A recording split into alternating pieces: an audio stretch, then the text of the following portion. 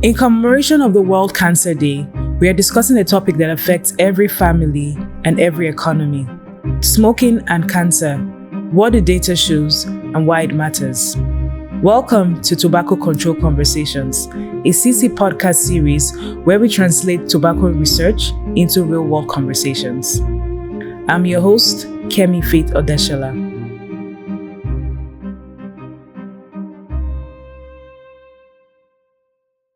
So the big question is, how is tobacco use driving the rise in cancer cases, and what can African governments do about it? Joining me is Tochukwu Okereke, a development expert with over 15 years multi-country experience working in the humanitarian sector, the public health sector, education, amongst others. He has led programs and policy and development and implementation at scale. Welcome, Mr. Tochukwu. Thank you for having me. Thank you. So, Mr. Tochukwu, what picture comes to mind when you talk about tobacco-related illnesses? That's a very valid question. Tobacco, it's like an ancient thing, and looks like it has a lot of cultural connotation, like in my place. It is part of the marriage rituals. Like a young man needs to provide to the family of the bride. But at large, science has come to reveal a lot of the effects and impact of the use of tobacco. And I will take it from a broader view to the lower view. It is like pouring something into the body that destroys the entire body unknowingly. And it makes sense that recently there are scientific highlights and research revelations that is pointing towards what tobacco does. And I will want to break it down a bit. Looking at the body, there are different organs of the body, and tobacco has a way it plays a harmful role across almost all the organs of the body. I take the first from the respiratory organ. So tobacco has a way of impacting negatively on the organs that regulate respiration. It leads to what we call COPD, and then it also leads to chronic bronchitis, and then one of the most common respiratory disease we have around, which is asthma, can also be led to by the use of tobacco. Let me move to the other aspect, which is the heart. The heart is the engine of the body, but tobacco does a lot of harm on the heart. It is a predisposing factor to high blood pressure, a lot of heart diseases, and even stroke, which is pretty common, especially around the black race. Then let's move closer to other related health issues, like it is very destructive to the reproductive system, especially when it comes to a woman. And then for type 2 diabetes, it is known to be a major risk factor for type 2 diabetes. And then it also harms the bone when you talk about osteoporosis. And let me bring it down to the context of this conversation, which is cancer. Tobacco, as data has revealed, is responsible or plays a role in the cause of over 17 types of cancers. And I will generalize them in four subheadings. One, which is the most important one and the most prevalent one, is lung cancer. Data reviewed by WHO points that about 85% of lung cancer cases are actually related directly to tobacco use. And the next will be throat cancer. Available data also reveals that tobacco plays a very predominant role in the cause and the causative mechanisms of throat cancer. Mouth and esophageal cancers is the next, where tobacco also plays a very predominant role. And finally, bladder and pancreatic cancers. They are also predominantly identified as causative agents to bladder and pancreatic cancers. So before I wrap up with that responses, I will speak to cancer-related deaths. Data available reveals that there are about 1.3 billion smokers worldwide. That's a huge number, yeah? Africa shares around 30-something% of that fraction. And then, how about the deaths? Yes, 1 in 7 deaths in Africa has reportedly been caused by cancer related to tobacco. That is, cancers that tobacco played a role in bringing about. That means that tobacco-related cancers kill one out of all 7 deaths in Africa. That's a huge number. That's like a class of 14 persons. 2 persons die because of cancer that is caused by tobacco. So that's really a cause for alarm. And there are about the 57% of cancer-related deaths in Africa are actually caused by tobacco.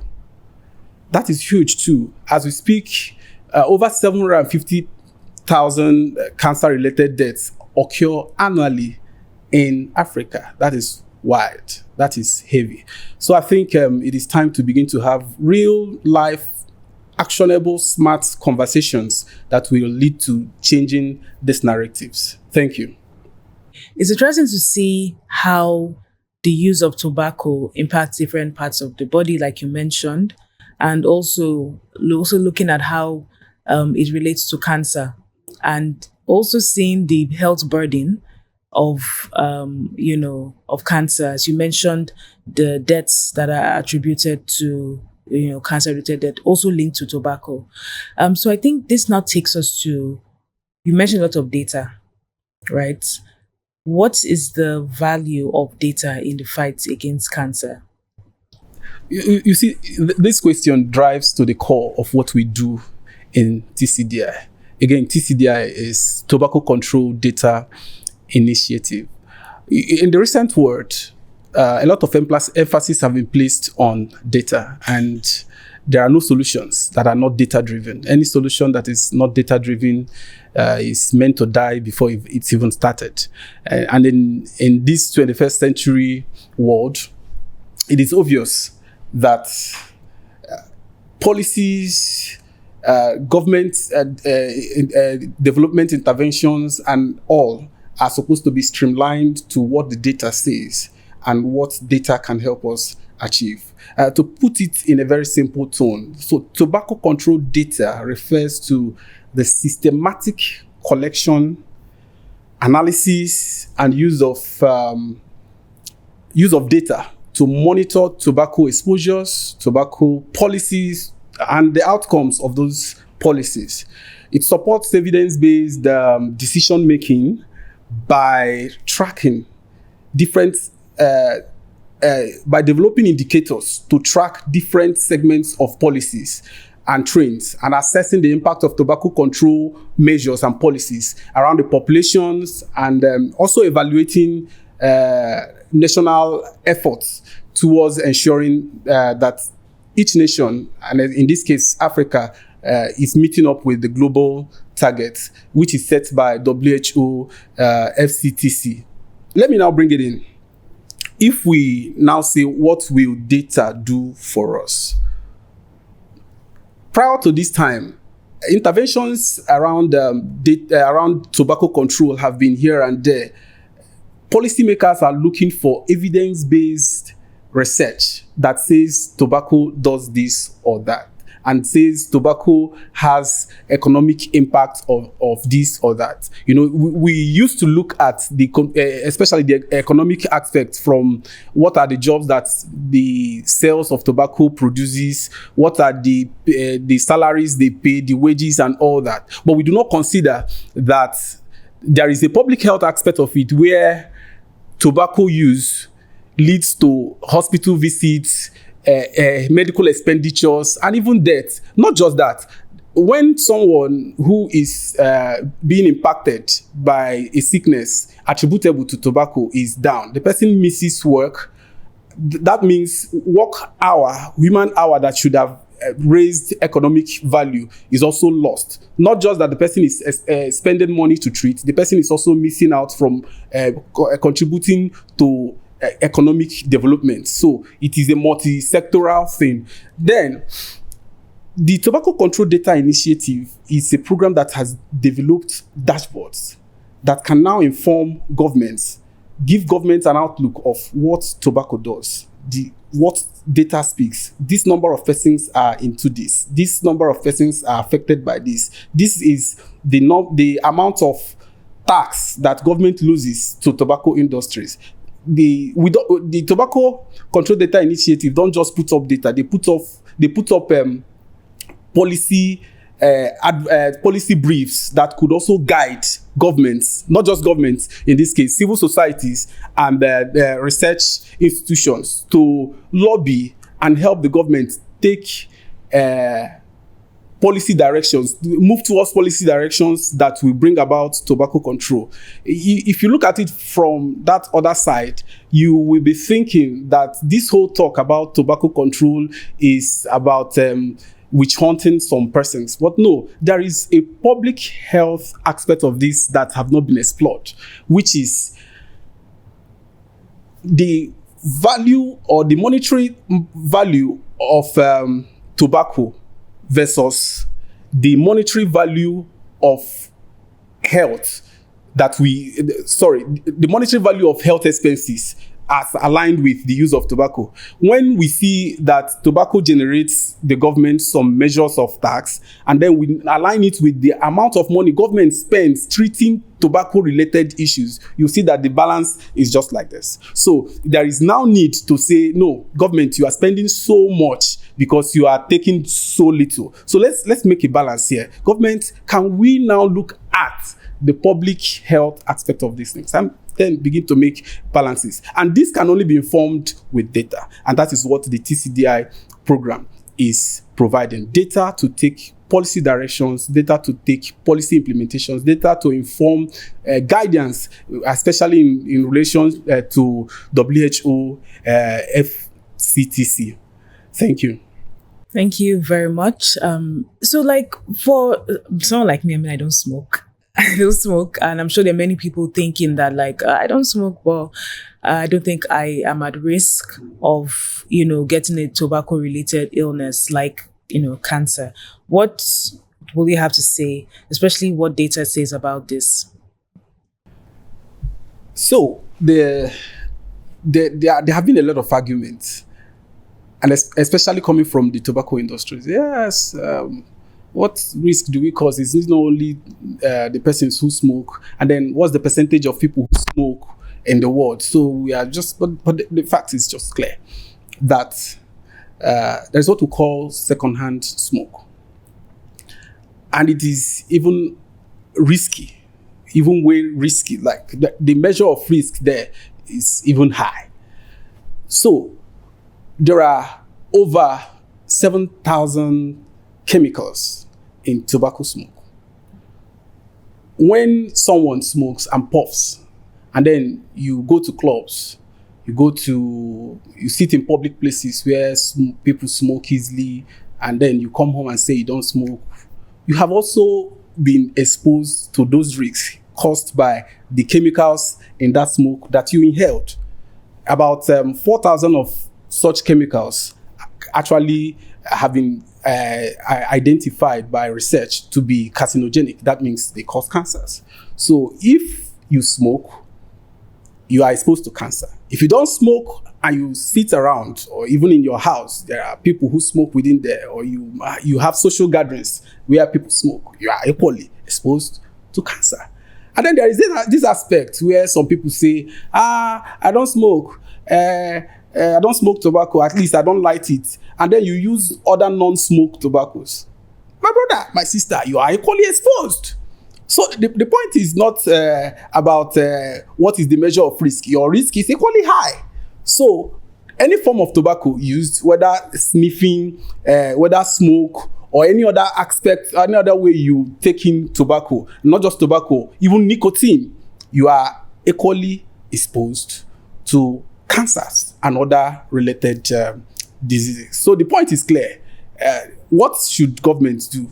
There should be a public health aspect to regulating tobacco and tobacco policies in Africa and even globally. Oh, that's actually an interesting myth to debunk, because many people will think that, they don't smoke, but you're exposed to smoke. And I think I remember also being in that situation where people were smoking around and I was like, no, I don't smoke, but I know that day that I inhaled a lot of things. So, it's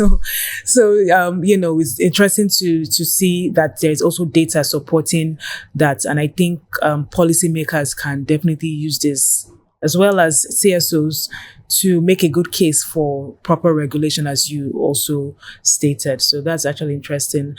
So just before we go, what is the main takeaway? Like, what should anybody who has heard everything you've said, what is the most important thing they need to take away from this? Most importantly, let me say, stakeholders who are looking to make a case for regulation.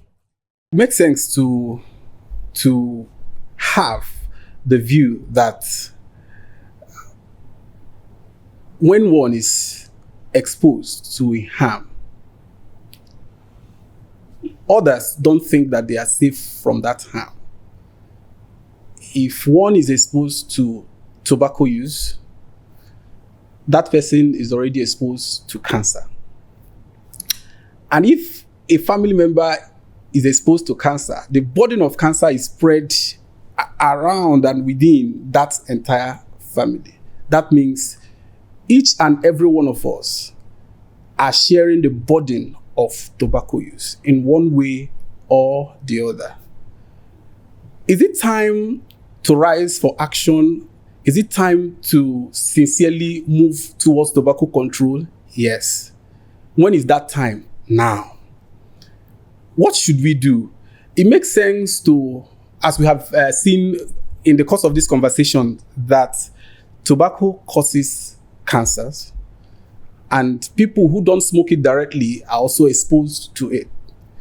And beyond that, people who are not directly using tobacco, not exposed to secondhand smoke, are also exposed to the burden of treatment of tobacco-related infections and illnesses.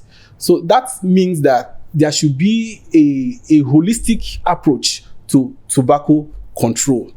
Government should sit up and stop dancing around the interference of the tobacco industry.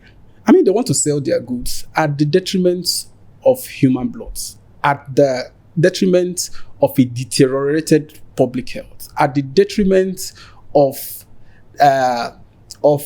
the economics of the country, because the tax implication of selling tobacco here and there outweighs the burden of health and other related things that tobacco causes. So government should sit up now. The policies as it regards to WHO FCTC 5.3 should be adopted by every country. We have a sterling example in Ethiopia. Ethiopia has shown that a government can stand in and withstand the tobacco industries and effect changes. It is possible. Ethiopia has shown that government can work when they want to work. When they understand the public health aspects of tobacco use, they can work. And I think other governments of other countries should take a cue from Ethiopia and begin to adopt and adapt the WHO provisions that helps to control tobacco. And the time is now. If we are looking at the younger generation, which the tobacco industry have effectively targeted, the number of young persons who are now exposed to tobacco use, it's doubling by the day. It means there is an epidemic we are waiting for. There is a bomb that will explode in due course. So we need to start now and begin to control tobacco use. It has not favored us. It will not favor us. It will continue being an issue, an issue, an issue. Thank you. Thank you very much, Tochukwu, for that. You've answered the questions, especially in relation to how African, government can do something about the tobacco-related illnesses. So, how can they access tobacco control data? Can you share on that? Yes. That is the essence of the drive to achieve tobacco control, not just in Africa, but globally. TCDI, which is a tobacco control data initiative, is working currently in 7 countries. And they are Nigeria, South Africa, Kenya, Zambia, Senegal, DRC, and Ethiopia. And in these countries, we have worked with the government and stakeholders to develop a dashboard. Those dashboards contain quality data, verifiable and validated data, not just by the government, but by the civil society organizations that helps to see the real life issues around tobacco. The dashboard also provides policy recommendations, policy guidance policy guidance that the government can take actively to stand up against tobacco use. So these platforms, as they are accessible to not just the government, but civil societies. They can use it as resource materials for pushing for tobacco control. Then the research community can also tap base on that. Even the general population who wants to know about their health and how tobacco relates to their health, there are a lot of provisions on those dashboards. So I encourage you to quickly run to those dashboards and find out how tobacco affects you and what you and the government and civil societies can do to bring about robust tobacco control. Thank you. Okay, thank you very much, Mr. Tochukwu, for coming. It was really interesting hearing everything that you had to say about tobacco-related illnesses and how Tobacco Control Data Initiative is helping governments to provide data in creating policies that will help in the fight against cancer. So thank you very much. Thank you. So if you enjoyed this episode, do follow us on all social media platforms at TCDI Africa, on Facebook, on LinkedIn, and on Twitter. Until next time, stay curious.